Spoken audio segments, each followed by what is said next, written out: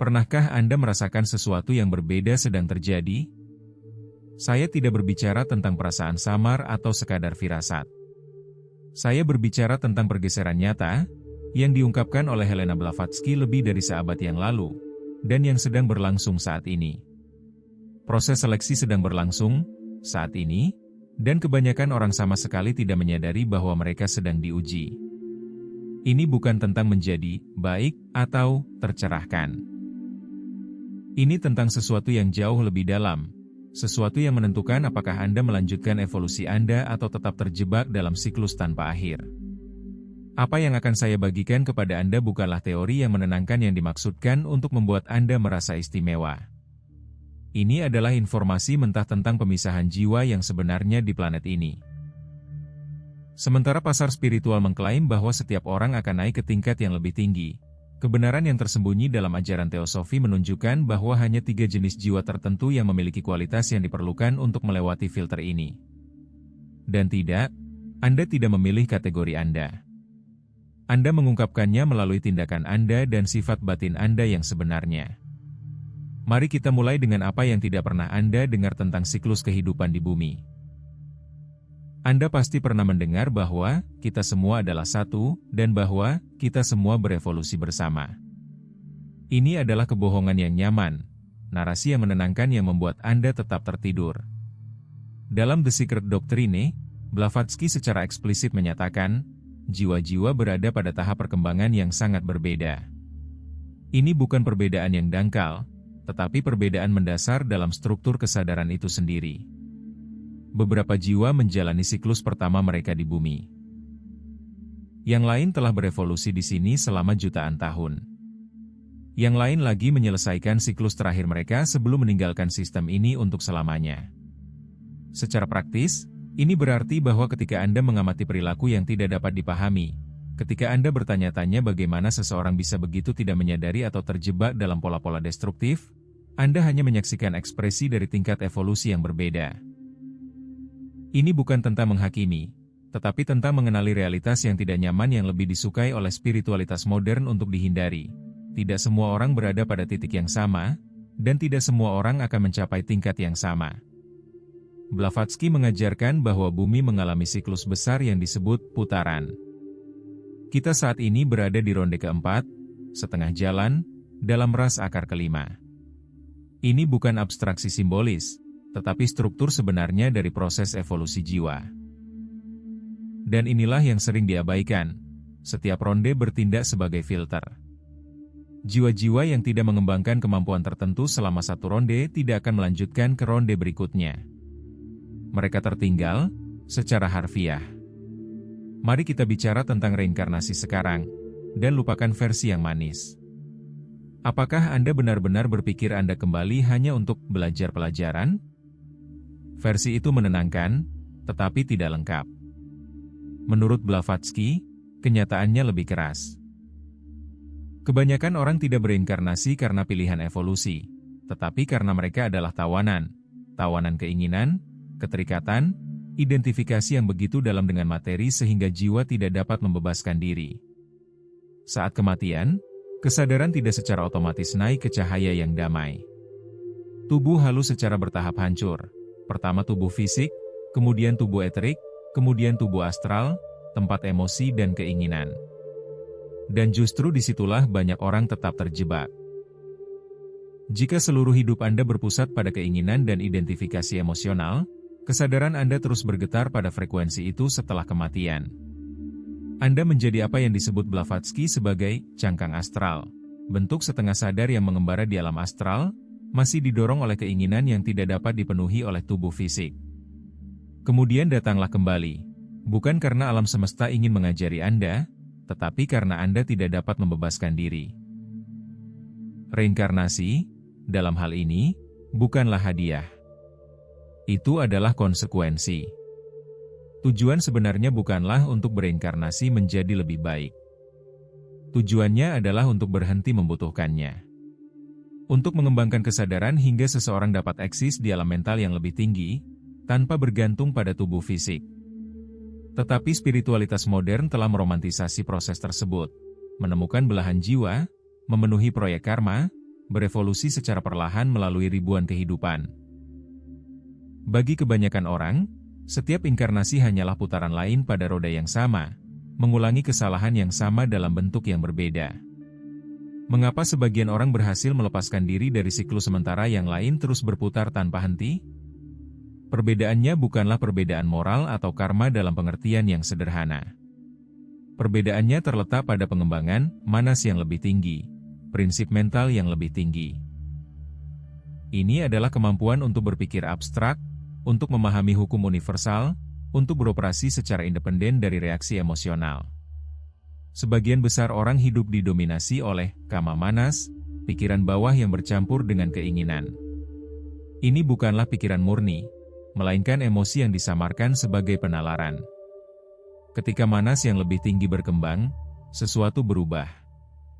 Anda mengamati emosi Anda tanpa mengidentifikasinya. Anda merasakan struktur yang tak terlihat oleh orang lain. Anda memahami secara langsung, tanpa keyakinan buta. Perkembangan inilah yang membangun tubuh kausal, wahana kesadaran yang permanen. Tanpanya, tidak ada yang berakar kuat di alam yang lebih tinggi. Bumi, dalam kerangka ini, bukanlah sekadar sekolah cinta. Bumi mewakili titik maksimum pemadatan kesadaran di tata surya, yang digambarkan Blavatsky sebagai organisme hidup. Ujian di sini sederhana. Dapatkah Anda mengalami materi tanpa kehilangan diri Anda di dalamnya?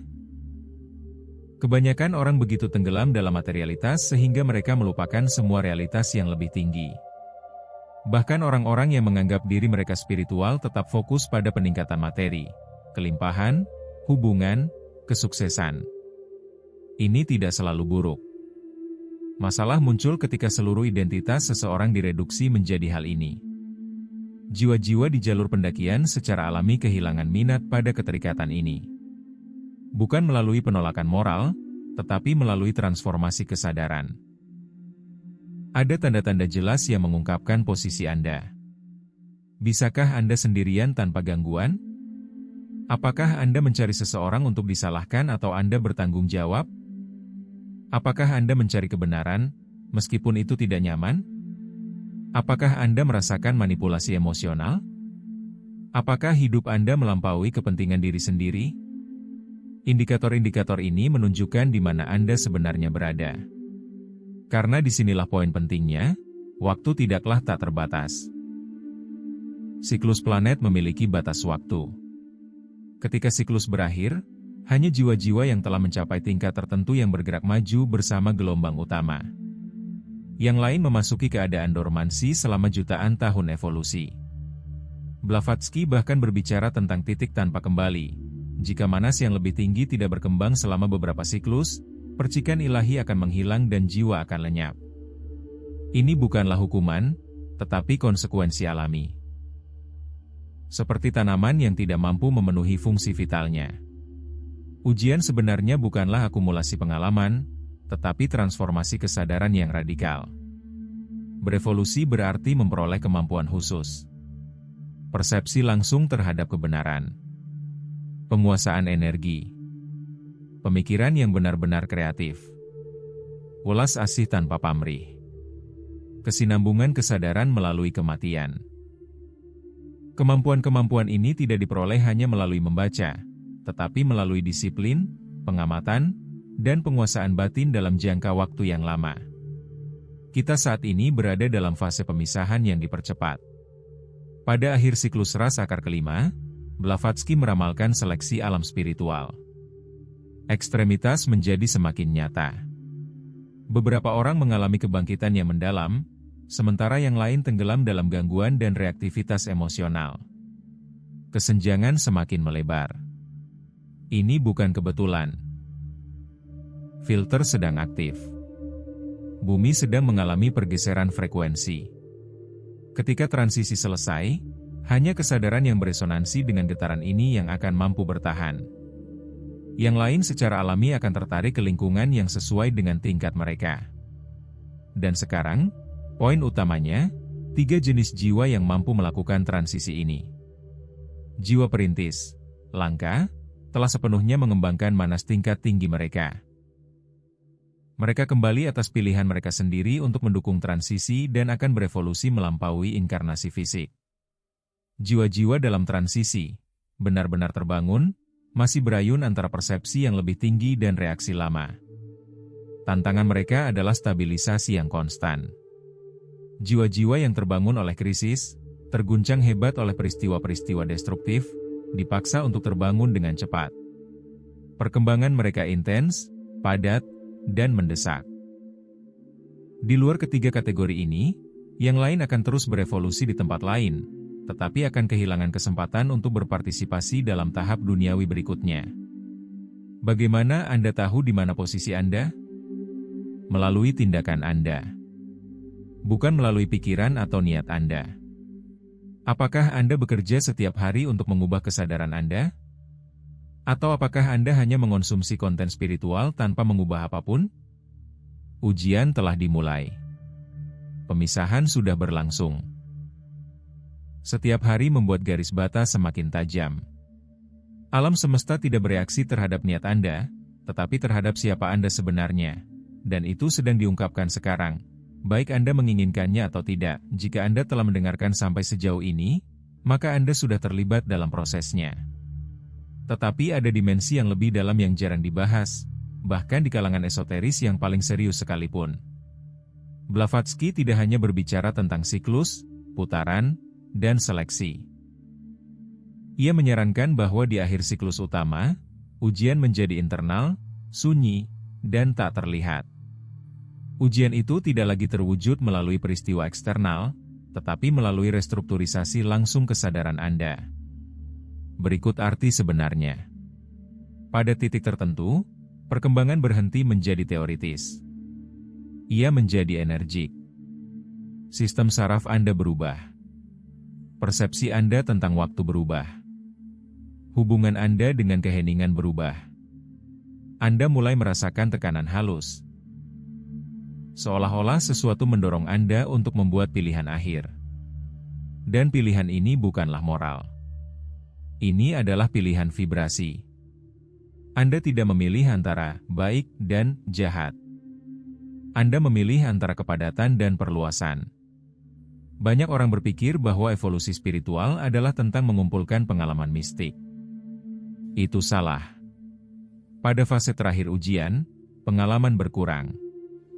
Hal-hal spektakuler menghilang. Hanya stabilitas batin yang tersisa. Dan disitulah kebanyakan orang gagal. Karena tidak ada lagi imbalan emosional. Tidak ada lagi sensasi yang intens. Tidak ada lagi validasi eksternal. Hanya kekosongan. Blavatsky secara tidak langsung menyebut fase ini sebagai penyeberangan gurun mental. Fase di mana jiwa harus berfungsi tanpa dukungan psikologis, tanpa validasi sosial, tanpa pengagungan spiritual. Disinilah otonomi kesadaran yang sejati terbentuk. Selama periode ini, ambisi lama Anda kehilangan daya tariknya. Ketakutan lama Anda kehilangan cengkeramannya. Tetapi belum ada hal baru yang tampaknya mapan. Anda berada di antara dua dunia. Dan banyak yang menafsirkan keadaan ini sebagai stagnasi atau depresi spiritual. Pada kenyataannya, ini adalah kompresi evolusioner. Kesadaran mengembun. Ia menyederhanakan. Ia menjadi lebih tajam. Pada saat inilah pemisahan semakin cepat. Ada dua reaksi yang mungkin terjadi. Mundur, mencari kebisingan, rangsangan, dan gangguan untuk menghindari keheningan batin. Tetap tenang. Menahan kekosongan. Menstabilkan kehadiran. Mereka yang tetap tenang menemukan sesuatu yang luar biasa, persepsi tanpa kegelisahan, kejernihan tanpa emosi yang berlebihan, kekuatan yang tenang. Dan disinilah manas yang lebih tinggi berhenti menjadi teori. Ia menjadi cara kerja alami Anda. Portal sejati bukanlah kosmik. Ia bersifat neurologis. Kita sering membayangkan peristiwa spektakuler, kesejajaran planet, pembukaan dimensi, kilatan, kolektif. Tetapi transisi tersebut pertama dan terutama bersifat biologis dan mental. Otak Anda belajar berfungsi secara berbeda. Reaksi otomatis Anda berkurang. Ambang rangsangan Anda berubah. Anda menjadi kurang mudah dimanipulasi.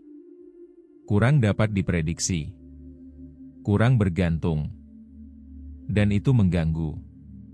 Karena makhluk batin yang benar-benar stabil tidak lagi dapat dikendalikan oleh rasa takut, rasa bersalah, atau keinginan. Justru kesadaran seperti inilah yang dapat bertahan ketika frekuensi planet meningkat. Ujian tersembunyi, konsistensi. Inilah kebenaran yang hampir tidak pernah diungkapkan siapapun. Bukan intensitas yang penting, tetapi konsistensi. Banyak yang mengalami pencerahan tiba-tiba. Sedikit yang mempertahankan disiplin harian. Transisi saat ini menguntungkan mereka yang mampu. Mengamati tanpa bereaksi. Bertindak tanpa mencari pengakuan. Melanjutkan tanpa dorongan. Konsistensi menciptakan kepadatan batin. Dan kepadatan ini menjadi jangkar Anda di fase baru. Tanda utama bahwa Anda telah melewati filter. Bukan sebuah visi. Bukan sebuah kekuatan. Bukan sebuah wahyu yang spektakuler. Tetapi kesederhanaan yang radikal. Anda berhenti mencoba meyakinkan. Anda berhenti mencoba membuktikan diri. Anda berhenti ingin dilihat sebagai orang yang tercerahkan. Anda bekerja dalam keheningan. Dan secara paradoks, semakin diam Anda, semakin dalam dampak yang Anda berikan. Pembalikan tertinggi. Pada fase akhir suatu siklus, penampilan akan berbalik. Mereka yang tampaknya berhasil secara lahiriah mungkin mengalami stagnasi batiniah. Mereka yang tampaknya kalah secara lahiriah mungkin sedang melewati ambang batas yang tak terlihat. Jangan ukur kemajuan Anda berdasarkan kriteria sosial. Ukurlah dengan ini. Apakah Anda lebih stabil daripada setahun yang lalu? Kurang reaktif? Lebih jernih tentang ilusi Anda sendiri? Jika demikian, maka prosesnya berhasil. Apa yang harus Anda lakukan sekarang? Bukan besok. Kurangi gangguan secara sengaja. Tingkatkan periode keheningan yang disadari. Amati setiap reaksi emosional sebagai objek eksternal. Pilih satu tindakan setiap hari yang memperkuat disiplin mental Anda. Secara bertahap lepaskan apapun yang membuat Anda terjebak dalam penipuan diri sendiri. Ini bukan kiat umum. Ini adalah memiliki kebutuhan yang terus berkembang. Kebenaran akhir. Perpisahan itu tidak akan diumumkan. Itu tidak akan resmi. Tidak akan ada deklarasi kosmik. Itu akan terjadi secara diam-diam, melalui pilihan berulang dari setiap individu. Dan suatu hari nanti, Anda akan menyadari bahwa Anda secara alami selaras dengan frekuensi baru. Atau tidak mampu mendukungnya. Bonus yang saya berikan kepada Anda sederhana. Ujiannya bukan di masa depan. Itu bukan kolektif. Itu pribadi. Dan itu terjadi setiap kali Anda memilih antara kenyamanan dan pertumbuhan. Pertanyaannya bukan lagi, apakah Anda sudah bangun? Pertanyaannya adalah, apakah Anda siap untuk menjadi stabil dalam kebangkitan ini, bahkan jika tidak ada yang memberi tepuk tangan kepada Anda?